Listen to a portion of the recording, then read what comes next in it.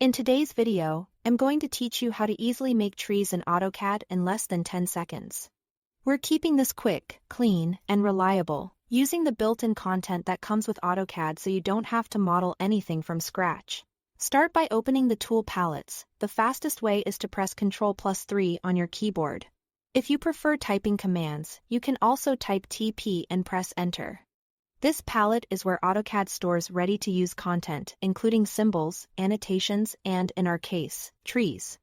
When the palette appears, it usually docks on the side of your screen and shows a series of tabs across the top. Next, look for the Architectural or Visualization tab. Those are the tabs that typically contain landscape and entourage items. Depending on your workspace or AutoCAD version, the tab names might vary slightly. But architectural and visualization are the common places to find what you need. Once you are on the right tab, you will see various blocks and tools presented as thumbnails, including several tree options now. Select a tree. You might see something like Tree Imperial for a clean 2D plan symbol, or Trees 3D. If you are working in a model with elevation and perspective views, the 2D option is great for plan drawings and quick layouts. The 3D option is better for visualizations and walkthroughs. Click the tree you want and your cursor will pick it up. Ready to place.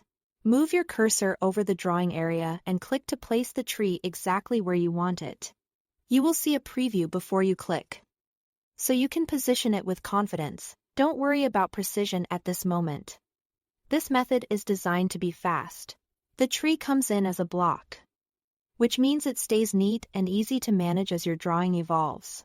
Optionally, after it's placed, click the block and look for the small arrow-shaped grips that appear around it. These are dynamic block controls.